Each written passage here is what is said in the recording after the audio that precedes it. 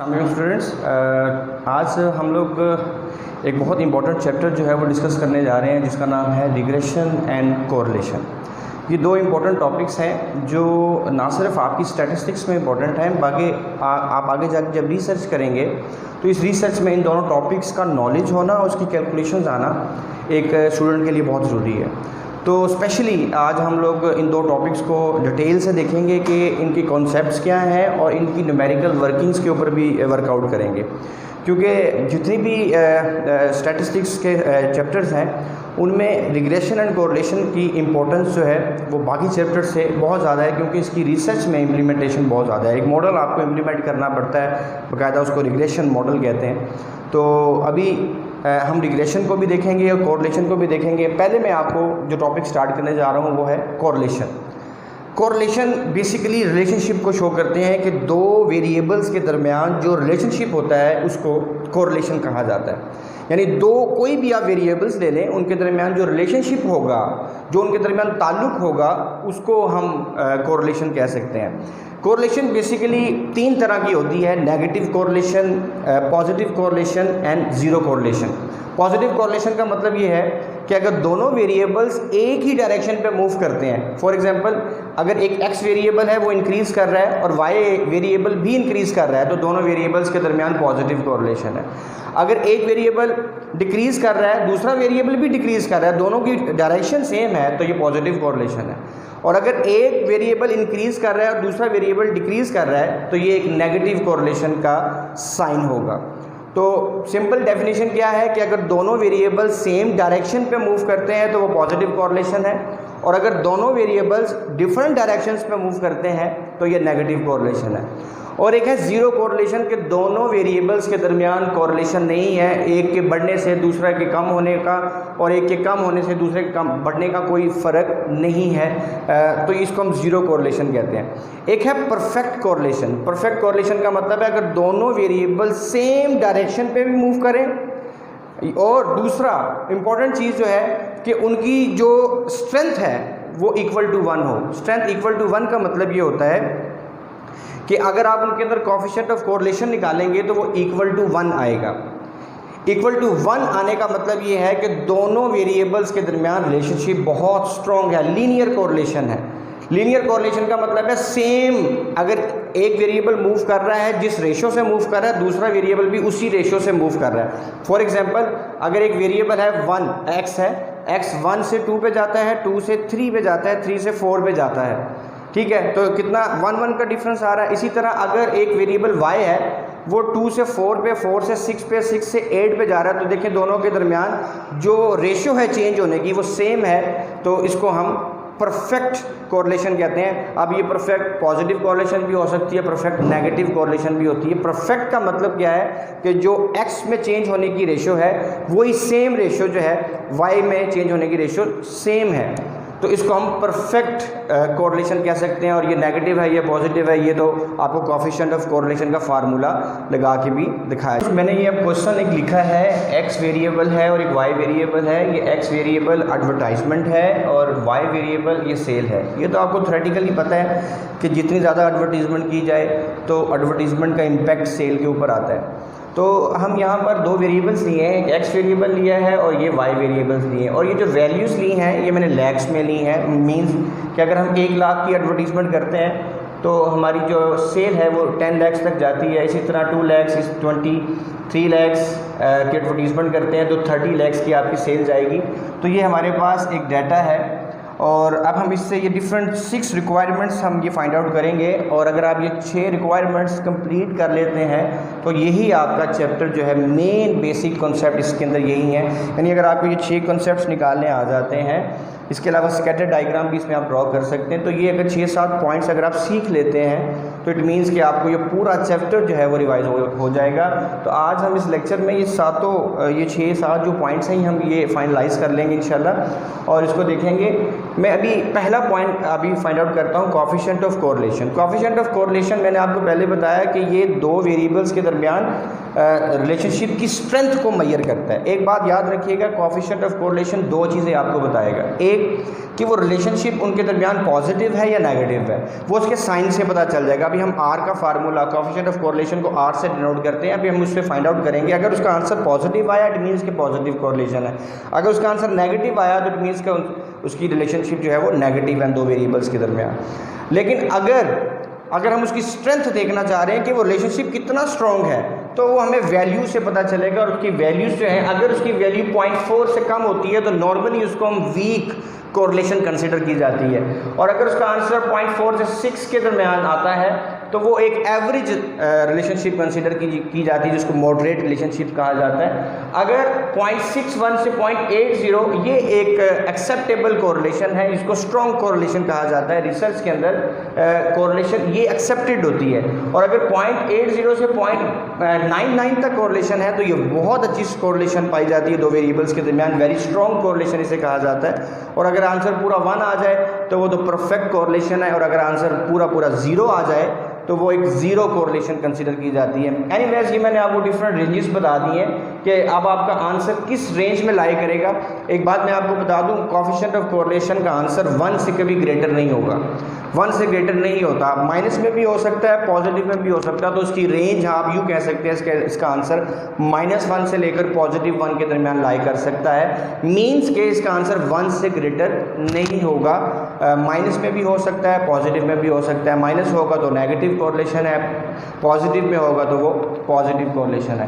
तो आइए coefficient of correlation का हम फार्मूला अब पुट करते हैं कि इसका फार्मूला कैसे जनरेट करें। फार्मूला डिस्कस कर रहे हैं कि n summation x y minus summation x multiply by summation y, नीचे अंडर रूट है, दो बड़ी ब्रैकेट्स लगा दी हैं, n summation x square minus summation x का होल स्क्वायर। सेम यही चीज़ दोबारा लिख दी मैंने, यहाँ पर वेरिएबल x है और यहाँ पर वेरिएबल y आ चुका है।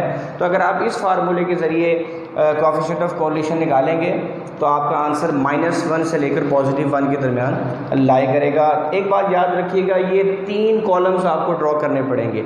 आप पूरी रिग्रेशन, पूरी कोरिलेशन अगर आप सॉल्व करना चाहते हैं, ये जितनी भी एस्टिमेशंस करना चाहते हैं, तो आपको ये 3 कॉलम्स ड्रॉ करना पड़ेंगे। सबसे पहला कॉलम है एक्स स्क्वायर का, एक्स की हर वैल्यू को आप स्क्वायर कर लीजिए। 1 का स्क्वायर 1, 2 का स्क्वायर 4, 3 का स्क्वायर 9, 4 का स्क्वायर 16, 5 का स्क्वायर 25।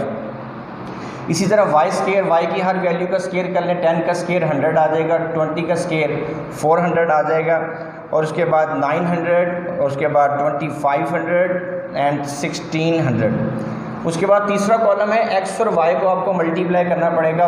इन दोनों कॉलम्स को आप मल्टीप्लाई कर दें तो सबसे पहले 10 आ जाएगा, 1 को 10 से मल्टीप्लाई करेंगे 10, उसके बाद 40, 90, 200 एंड 200। अब आप ये तीनों कॉलम्स को ड्रॉ कर चुके हैं। अब हम इन तीनों कॉलम्स का प्लस एक्स और वाई यानी पांचों कॉलम्स का टोटल कर लेंगे। इसका टोटल आता है 15, इसका टोटल 150, 5500, 150 एंड 55 एंड 5500 एंड 540। ये इन चारों के टोटल्स जो है वो मैंने पहले ही ड्रॉ कर लिए हुए हैं। इसके नोट्स भी हैं, वो भी इंशाल्लाह आपके साथ शेयर हो जाएंगे। तो हमने क्या किया कि हमने 3 कॉलम्स बना लिए और पांचों कॉलम्स का हमने टोटल कर लिया। अब हम इस फार्मूले में इसको पुट करेंगे। तो फार्मूले में मैं इसको पुट कर देता हूँ एन का मतलब होता है नंबर ऑफ़ वैल्यूज़। यहाँ पर नंबर ऑफ़ वैल्यूज़ जो है वो देख लें, एक्स और वाई की 5 वैल्यूज़ हैं। तो 5 मल्टीप्लाई बाय एक्स वाई का टोटल, ये एक्स वाई है, इसका टोटल 540 है। 5 को मल्टीप्लाई करेंगे 540 से, minus summation x summation y, summation x 15 है और ये 150 है। 15 को मल्टीप्लाई करेंगे 150 से, डिवाइडेड बाय अंडर रूट, 2 बड़ी ब्रैकेट्स लगा दीजिए। अब 2 बार यहाँ पे हम एक्स को सोल्व करेंगे, यहाँ पे हम वाई के लिहाज से सोल्व करेंगे। देखें एन नंबर ऑफ़ वैल्यूज़ आपको ऑलरेडी पता है 5 वैल्यूज़ हैं, मल्टीप्लाई बाय एक्स स्क्वायर का टोटल। एक्स स्क्वायर का टोटल कितना है 55, यहाँ पे 55 पुट करेंगे, माइनस समेशन एक्स का होल स्क्वायर, यहाँ पे 15 का होल स्क्वायर हम यहाँ पुट करेंगे, 15 का होल स्क्वायर पुट करेंगे। उसके बाद एन नंबर ऑफ़ वैल्यूज़ 5 है, मल्टीप्लाई बाय वाई स्क्वायर का total, y square this one, इसका टोटल आ गया 5500 माइनस समेशन वाई का होल स्क्वायर, समेशन वाई 150 है, 150 का यहाँ पे हम स्क्वायर पुट करेंगे। जी स्टूडेंट्स, आप इसको आप मैथमेटिकली सॉल्व कर सकते हैं। अब आप 5 को 540 से मल्टीप्लाई कीजिए, फिर 15 को 150 से मल्टीप्लाई कीजिए, इसको इसमें से माइनस कीजिए। अब मैथमेटिक्स है, इसको आप सॉल्व कर सकते हैं। 5 को 55 से मल्टीप्लाई करेंगे, माइनस 15 का स्केयर इसमें से माइनस कर देंगे, और 5 को 5500 से मल्टीप्लाई करके इसमें से 150 का स्केयर माइनस कर देंगे। फिर इन दोनों वैल्यूज़ को आपस में मल्टीप्लाई करके हम इसका अंडर रूट ले लेंगे। फिर नॉमिनेटर को डिनोमिनेटर से डिवाइड कर देंगे, तो आपका जो आंसर आएगा वो मैं एक शॉर्ट फॉर्म में लिखता हूँ। ये नॉमिनेटर का फार्मूला आएगा, आंसर आएगा 450, और इसका आंसर आएगा अंडर रूट। इसका जो आंसर आएगा वो आपका आएगा 50 मल्टीप्लाई बाय, और जो इसका पूरा सॉल्व करके आंसर आएगा वो आएगा 500। तो जब आप इसको मल्टीप्लाई करके अंडर रूट लेंगे तो 450 डिवाइडेड बाय, इसको मल्टीप्लाई करके जब आप अंडर रूट लेंगे तो 500 आ जाएगा, और 450 को 500 पे डिवाइड करेंगे तो 0.9 आंसर आ जाएगा। 0.9 का मतलब ये है, अगर आपको मैंने रेंज पहले ही बता दी थी कि अगर 0.80 से ज़्यादा आंसर आ जाए तो वो वेरी स्ट्रॉन्ग कोरिलेशन है। तो अब यहाँ दो बातें हैं कि ये जो वैल्यू आ गई ये बहुत स्ट्रॉन्ग कोरिलेशन है, और दूसरा ये आंसर पॉजिटिव में आया है। तो ये आंसर पॉजिटिव कोरिलेशन शो कर रहा है कि ये दोनों वेरिएबल्स के दरमियान पॉजिटिव कोरिलेशन का मतलब है कि अगर आप एडवर्टीजमेंट एक्सपेंस बढ़ाएंगे तो सेल भी बढ़ जाएगी, और अगर एडवर्टीजमेंट एक्सपेंस कम करेंगे तो सेल भी कम हो जाएगी। और रिलेशनशिप भी देखें 0.9 है, मतलब बहुत ज़्यादा स्ट्रॉन्ग रिलेशनशिप है। तो दो चीज़ें यहाँ से क्लियर हो रही हैं कि एक तो पॉजिटिव कोरिलेशन है, दूसरा स्ट्रॉन्ग कोरिलेशन है। तो इसकी इंटरप्रिटेशन इस तरीके से भी कर सकते हैं, there is a very strong positive correlation between X and Y या between advertisement and sales।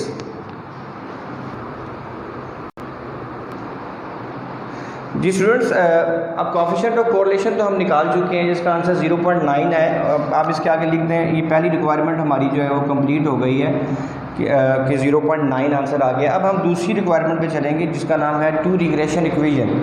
अब मैं इसको रेस कर रहा हूँ, अब हम दूसरी इक्वेशंस की तरफ चलते हैं। रिग्रेशन इक्वेशन, रिग्रेशन का मतलब क्या होता है? रिग्रेशन का मतलब ये है कि dependence of one variable upon another variable. अब दो वेरिएबल्स हैं यहाँ पर एक्स और वाई, तो हम यहाँ पर ये कह सकते हैं सेल डिपेंड कर रही है किसके ऊपर? एडवर्टीजमेंट के ऊपर। यानी हम जितनी ज़्यादा एडवर्टीजमेंट करेंगे सेल आपकी उतनी ज़्यादा इंक्रीज़ हो जाएगी। तो अगर हम यहाँ पर डिपेंडेंट वेरिएबल वाई रखते हैं और इंडिपेंडेंट वेरिएबल एक्स रखते हैं, तो इक्वेशन जो है, अगर मैं इक्वेशन यहाँ पर देखें, एक्स ऑन वाई भी होती है और वाई ऑन एक्स इक्वेशन ये भी होती है। अब ये दो डिफरेंट इक्वेशंस हैं। एक्स ऑन वाई का मतलब है कि एक्स डिपेंड कर रहा है वाई के ऊपर, और वाई ऑन एक्स का मतलब है वाई डिपेंड कर रहा है किसके ऊपर? एक्स के ऊपर। यहाँ पर एक्स इंडिपेंडेंट वेरिएबल है, यहाँ पर वाई इंडिपेंडेंट वेरिएबल है। तो ये तो आपको थ्योरेटिकल पता होना चाहिए कि आपकी उस क्वेश्चन के अंदर इंडिपेंडेंट वेरिएबल कौन सा है, ये आप खुद डिफाइन कीजिएंगे। एनीवेज, अब हम यहाँ दोनों इक्वेशंस में आपको पुट कर देता हूँ, एक्स ऑन वाई भी कर देते हैं और वाई ऑन एक्स भी कर देते हैं। एक्स ऑन वाई का मतलब ये है कि एक्स डिपेंड कर रहा है वाई के ऊपर, यानी एडवर्टीजमेंट डिपेंड कर रही है सेल के ऊपर, जो कि थ्योरेटिकली इतना कोई स्ट्रॉन्ग रिलेशन नहीं नज़र आता। और वाई ऑन एक्स ये कॉन्सेप्चुअली ठीक है कि आपकी जो सेल है वो एडवर्टीजमेंट पे डिपेंड कर रही है। तो रिग्रेशन के अंदर याद रखिएगा, हम इंडिपेंडेंट वेरिएबल का इफेक्ट देखते हैं डिपेंडेंट वेरिएबल के ऊपर, जबकि कोएफिशिएंट ऑफ कोरिलेशन के अंदर हम ये बिल्कुल नहीं देखते कि इसमें इंडिपेंडेंट वेरिएबल कौन सा है, डिपेंडेंट वेरिएबल कौन सा है। उसमें जस्ट हम रिलेशनशिप बताते हैं कि वो रिलेशनशिप स्ट्रॉन्ग है नहीं स्ट्रॉन्ग। तो अगर आप रिग्रेशन लगाना चाहते हैं तो उससे पहले कोरिलेशन देख लें, अगर रिलेशनशिप स्ट्रॉन्ग है तो उस पर रिग्रेशन अप्लाई करना ठीक है। अगर उसमें कोरिलेशन ही स्ट्रॉन्ग नहीं है तो उस पर रिग्रेशन लगाना ज़ाया है। तो एनीवेज, ये अब हम दो रिग्रेशन इक्वेशंस निकालेंगे। क्वेश्चन आपको जब एग्ज़ाम में अगर पूछा जाए, एग्ज़ाम के हवाले से मैं बता दूं, तो वो आपको इक्वेशंस दोनों बनाने को भी कह सकता है और एक इक्वेशंस भी कह सकता है। तो वो डिपेंड करता है कि आपको इक्वेशन निकालनी कौन सी है। तो regression equation x and y इस फॉर्मेट में बनती है a प्लस बी वाई। ये दो कोएफिशिएंट्स हैं जो रिग्रेशन के आपने निकालने हैं। इस a का मतलब होता है इंटरसेप्ट और इस b का मतलब है स्लोप। इसको रिग्रेशन कोएफिशिएंट भी कहा जाता है, रिग्रेशन कोएफिशिएंट, और इस a का मतलब होता है इंटरसेप्ट। अभी इन दोनों को एलेबोरेट भी मैं करके बताऊंगा कि इस a और b का क्या मतलब है। और अगर मैं y on x equation put करूं तो y डिपेंड कर रहा है a plus b x.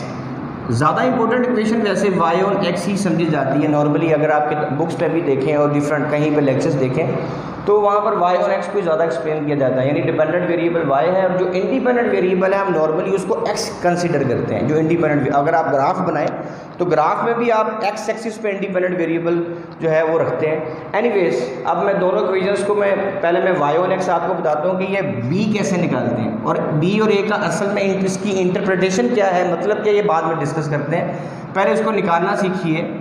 b का फार्मूला क्या है, एक बात याद रखिएगा, अभी मैंने आपको कोएफिशिएंट ऑफ कोरिलेशन समझाया है, इसका जो नोमिनेटर था सेम नोमिनेटर आपका इन दोनों में यूज़ होगा। इन दोनों की जब हम बीटास निकालेंगे इनके नोमिनेटर सेम होंगे, जो कि कोएफिशिएंट ऑफ कोरिलेशन में आपने यूज़ किया था। ये देखिएगा, n summation x y minus summation x multiply by summation y divided by, यहाँ पर बड़ी इंपॉर्टेंट बात जो है वो बताने की ज़रूरत है कि यहाँ पर नीचे ना तो अंडर रूट आएगा जो कि कोएफिशिएंट ऑफ कोरिलेशन में आता था, और ना ही दोनों वेरिएबल्स आएंगे, एक्स और वाई दोनों नहीं आएंगे, या इसके डिनोमिनेटर में सिर्फ एक ही वेरिएबल आएगा और वो आएगा इंडिपेंडेंट वेरिएबल।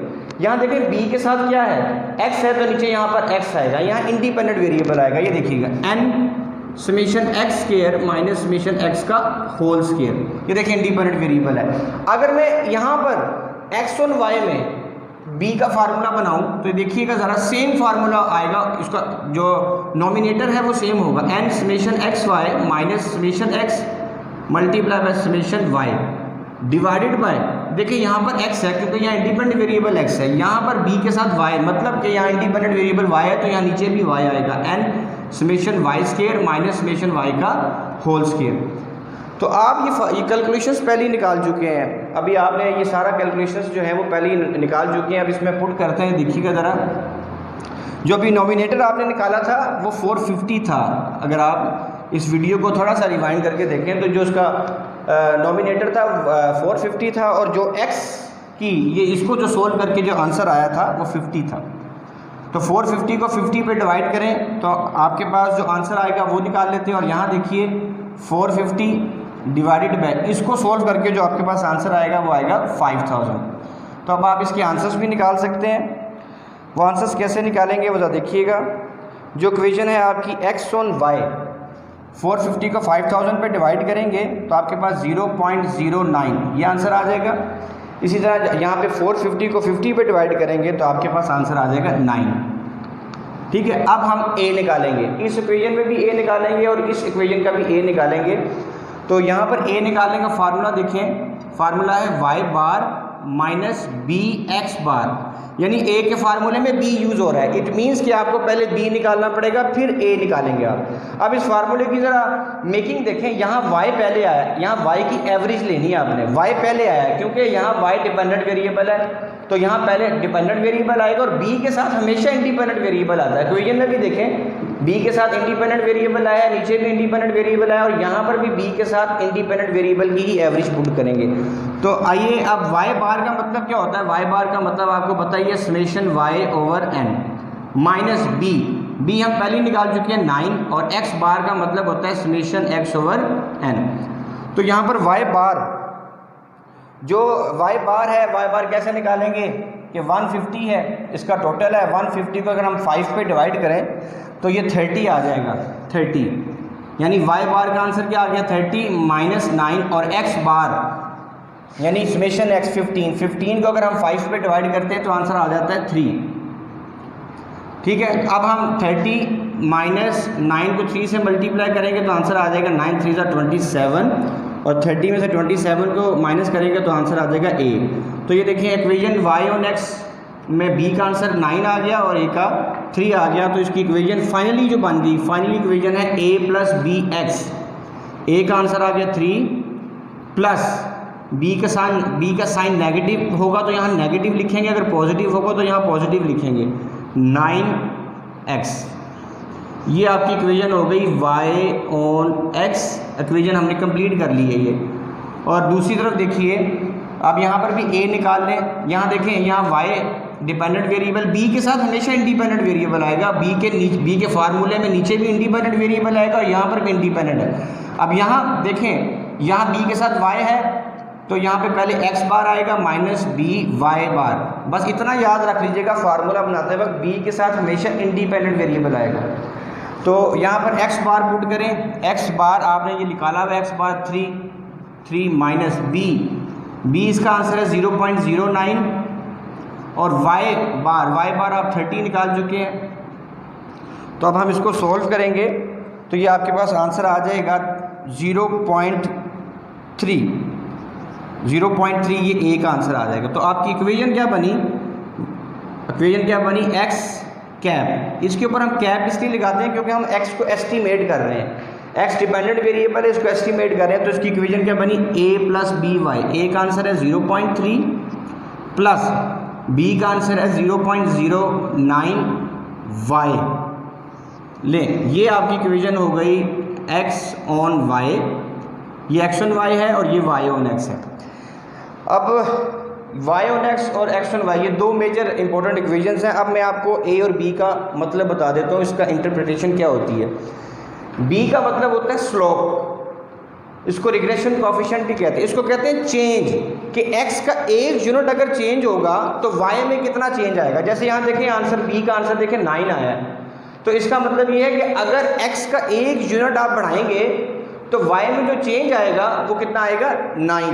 तो अगर मैं इसको प्रैक्टिकली समझाने की कोशिश करूं, यानी इसका मतलब ये है कि अगर हम एडवर्टीजमेंट 1 लाख रुपए की ज़्यादा करेंगे तो उससे सेल जो इंक्रीज़ होगी वो 9 लाख इंक्रीज़ हो जाएगी। तो b का मतलब क्या है कि एक बीटा क्या शो करता है कि इंडिपेंडेंट वेरिएबल का एक यूनिट अगर आप चेंज करते हैं तो उसमें डिपेंडेंट वेरिएबल में कितना चेंज आएगा।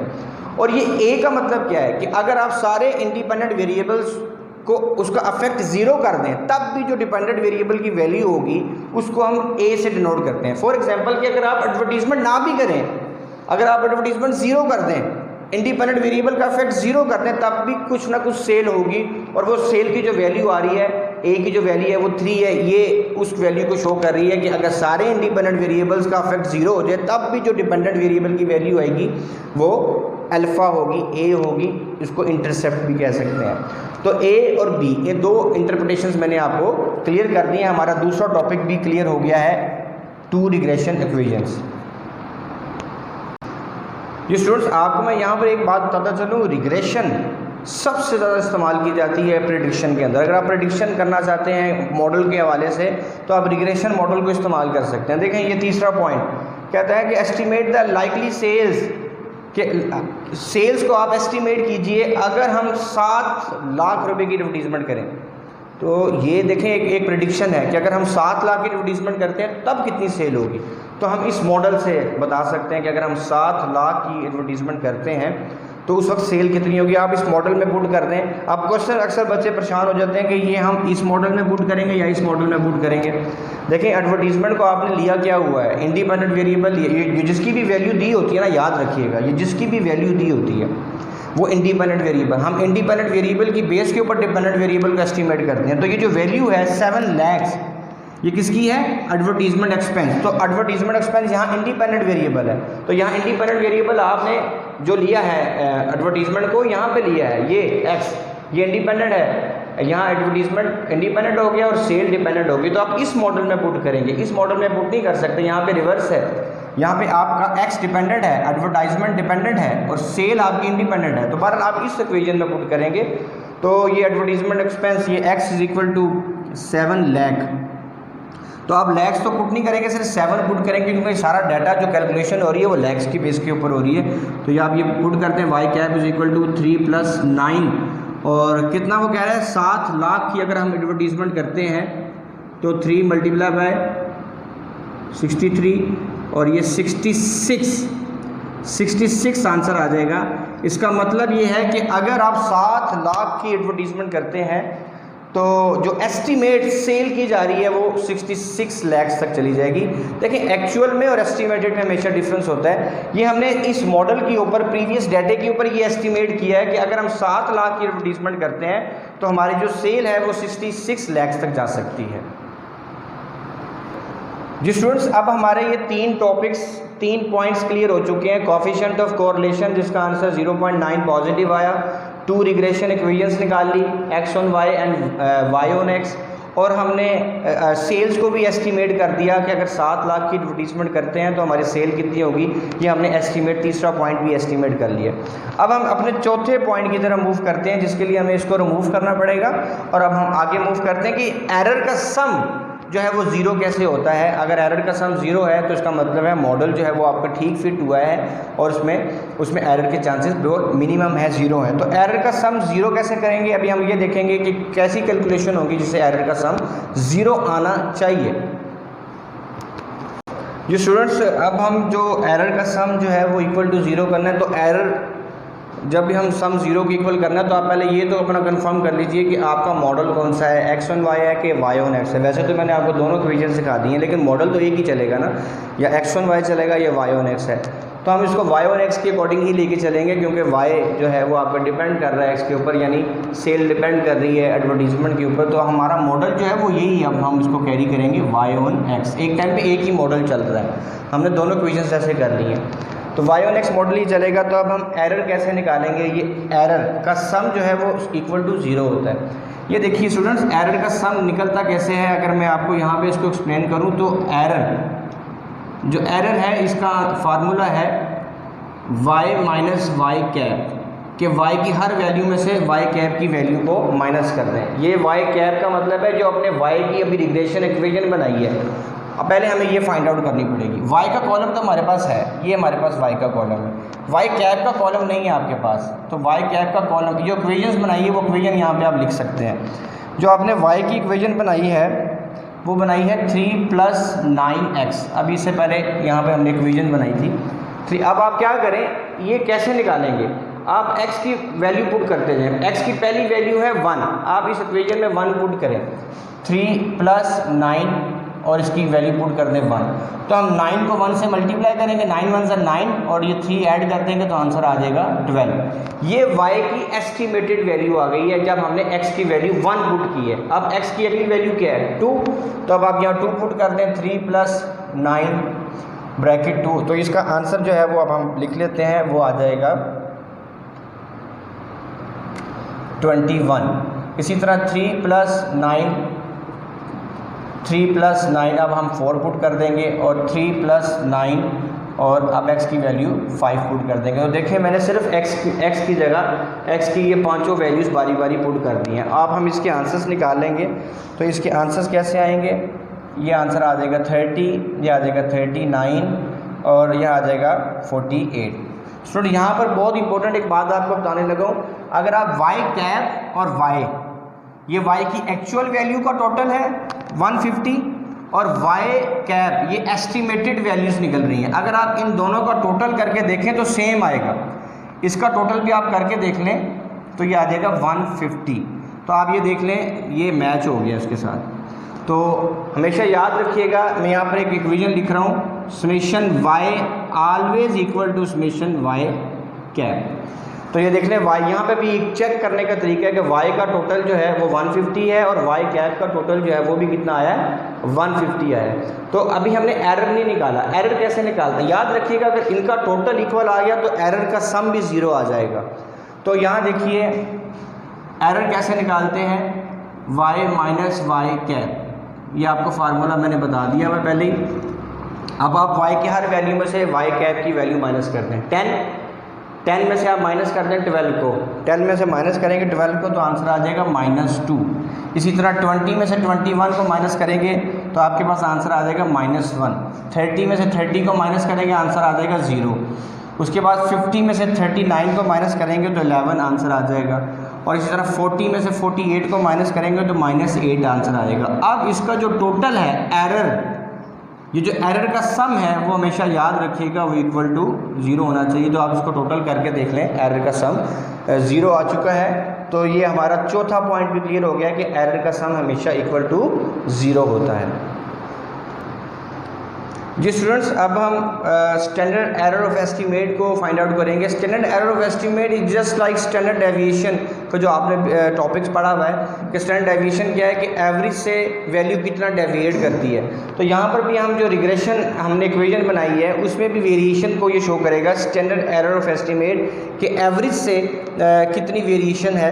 तो ये standard error of estimate find out कैसे करते हैं, इसको डिनोट कैसे करते हैं, इसको डिनोट करने का साइन है s y dot x. Y dot x का मतलब होता है कि ये इक्वेशन हमारा मॉडल कौन सा है, वाई ऑन एक्स का, तो ऑब्वियसली वाई डॉट एक्स लिखेंगे। अगर आप मॉडल एक्स ऑन वाई वाला पुट कर रहे हैं तो यहाँ एक्स डॉट वाई आ जाएगा। एनीवेज हमने बेस मॉडल तो हमने वाई ऑन एक्स का बनाया हुआ है। तो अब इसके स्टैंडर्ड एरर ऑफ एस्टीमेट के फार्मूलाज जो हैं वो दो फार्मूलाज मैं आपको बताता हूँ। दो फार्मूलाज कैसे हैं वो फार्मूलाज आप लिख लीजिएगा। समेशन एरर का square divided by n-2।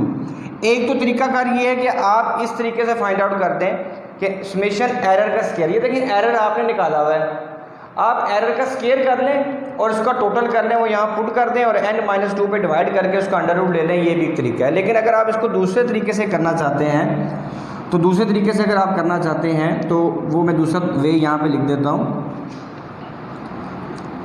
Under root summation y square minus alpha summation y minus beta summation x y divided by n-2।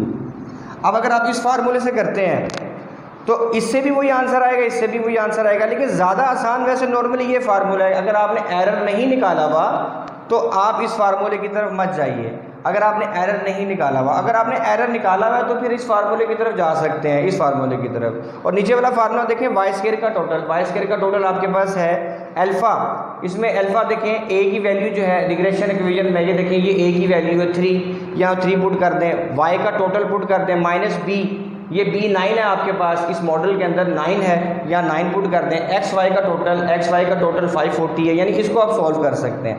तो आप जिस मर्जी फार्मूला से सॉल्व कर लें, इससे कर लें या इससे कर लें, आपका आंसर सेम आएगा। एनीवेज मैं यहाँ पे एरर के स्क्वायर से कर लेता हूँ क्योंकि मेरे पास एरर का कॉलम बना हुआ है। मैं फिर दोबारा बता रहा हूँ, अगर एरर का कॉलम आपने नहीं बनाया तो फिर आप इस फार्मूले से कीजिएगा। यहाँ पे एरर का कॉलम बना है तो सिंपली मैं इसका टोटल करता हूँ। 2 का स्क्वायर 4, 1 का स्क्वायर 1, 0 का स्क्वायर 0, 11 का स्क्वायर 121 और 8 का स्क्वायर 64। जब हम एरर का स्क्वायर का टोटल करेंगे तो हमारे पास आंसर आ जाएगा 190। और अगर आप इस तरीके से भी सोल्व करें तो इनोमिनेटर का आंसर 190 आएगा। एनीवेज मैं यहाँ पुट कर रहा हूँ 190 divided by n। Number of values कितनी है, 5 वैल्यूज़ हैं, 5 माइनस 2, तो 190 डिवाइडेड बाय 3 और इसका अंडर रूट ले लीजिए। तो जो 190 को 3 पे डिवाइड करके अंडर रूट लेंगे तो आपके पास आंसर आ जाएगा 7.95, ये आपका आंसर आ जाएगा। ये है जी आपका स्टैंडर्ड एरर ऑफ एस्टीमेट।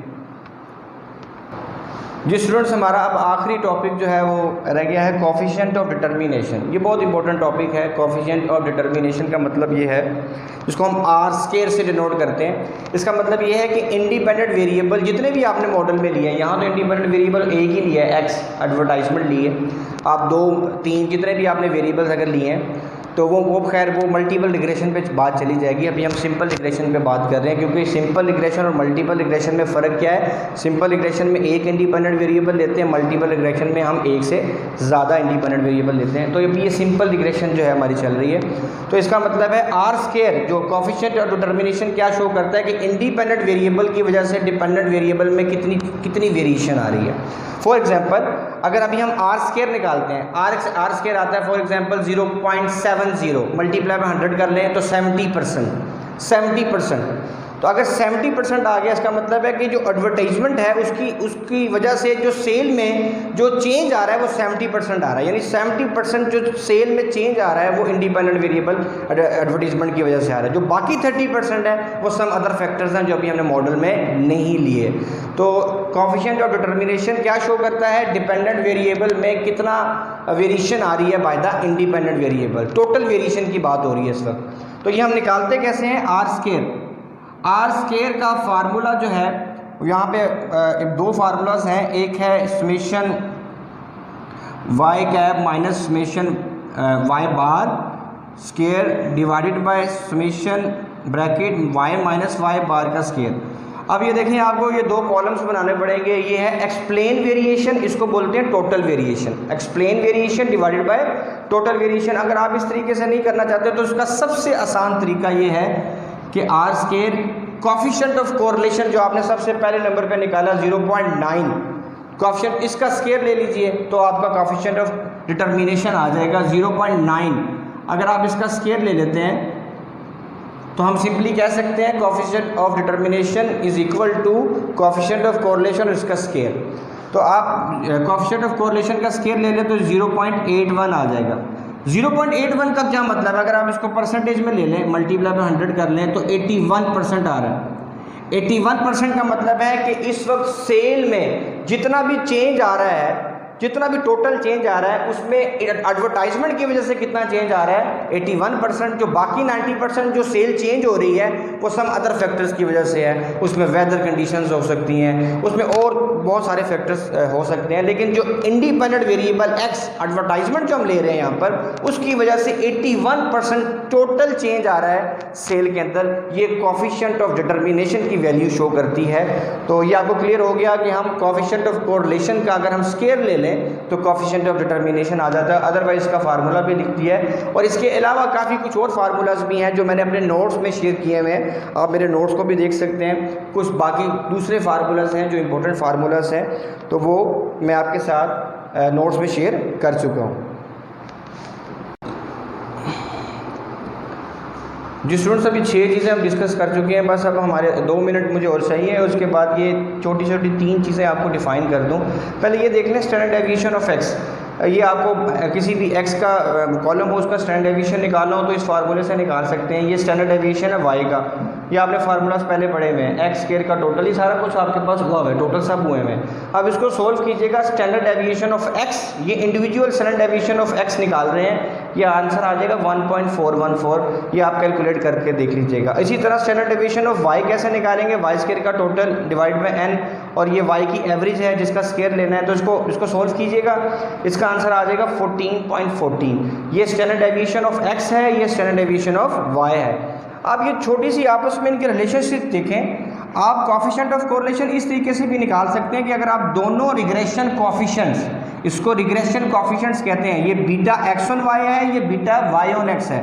अगर आप इन दोनों को, अभी हमने निकाले भी हैं, अगर आप पीछे मेरा वीडियो रिवाइज कीजिए तो उसमें ये दोनों हमने फाइंड आउट किए हैं। एक तो मैं अभी बता देता हूँ, ये देखिए 9 है बी का आंसर, वाई ऑन एक्स ये 9 है, और इसका आंसर भी हमने निकाला। तो इन दोनों को मल्टीप्लाई करके आप अंडर रूट ले लेंगे तो आपका आर के इक्वल आएगा। आप इसको प्रूफ भी कर सकते हैं, आर का आंसर दोनों बीटास के मल्टीप्लिकेशन और इसके अंडर रूट के इक्वल होता है। तो ये आप प्रूफ भी कर सकते हैं। और ये भी एक रिलेशनशिप एग्जिस्ट करता है कि beta y on x is equal to coefficient of correlation multiply by standard deviation of y divided by standard deviation of x. यानी मैं इन 4 चीज़ों में से अगर आपको कोई सी 3 चीज़ें दे दूँ क्विज के अंदर, कोई असाइनमेंट के अंदर, तो इन 4 चीज़ों में से 3 चीज़ें दे दूँ तो चौथी चीज़ आप फाइंड आउट कर सकते हैं इसको आपस में मल्टीप्लाई डिवाइड करके, वो मैथमेटिकली आपको पता है। इसी तरह यहाँ पर भी देखें, यहाँ पर भी 4 ही आइटम्स हैं। Beta x on y is equal to coefficient of correlation को स्टैंडर्ड डेविएशन ऑफ एक्स, ये जो स्टैंडर्ड डेविएशन ऑफ एक्स है इससे मल्टीप्लाई कीजिए और स्टैंडर्ड डेविएशन पे वाई पे डिवाइड करते हैं तो बीटा एक्स और वाई के इक्वल है। तो ये देखिए, ये बहुत इंपॉर्टेंट 3 इक्वेशंस मैंने आपको बताई हैं कि कोई सी अगर 3 चीज़ें दे दी जाएँ तो चौथी चीज़ आप फाइंड आउट कर सकते हैं। अक्सर स्टूडेंट्स को नहीं पता चलता कि अगर मैं उनको कहूँ कि बीटा वाई ऑन एक्स ये है, स्टैंडर्ड डेविएशन ऑफ एक्स ये है, स्टैंडर्ड डेविएशन ऑफ वाई ये है, तो कोएफिशिएंट ऑफ कोरिलेशन निकालें, तो आप वहाँ पर ये कहेंगे कोएफिशिएंट ऑफ कोरिलेशन को तो फार्मूला है। तो मैंने आपको ये भी बता दिया कि अगर आपको कोई सी 3 चीज़ें दे दी जाए तो चौथी चीज़ आप खुद ही फाइंड आउट कर सकते हैं। और standard deviation of y, standard deviation of x मैंने बता दिया कि आपने किस तरीके से निकालने हैं। तो जी स्टूडेंट्स, आपका ये चैप्टर जो है वो काफ़ी हद तक वाइंड अप हो चुका है। स्कैटर डायग्राम इसमें आप खुद बना सकते हैं। इन दोनों वेरिएबल्स के दरमियान एक्स को एक्स एक्सिस पर रख लें, वाई को वाई एक्सिस पर रख लें, तो एक स्कैटर डायग्राम, एक रिलेशनशिप डॉटेड ग्राफ होता है, ये आप बना के रिलेशनशिप शो कर सकते हैं। जी थैंक यू वेरी मच।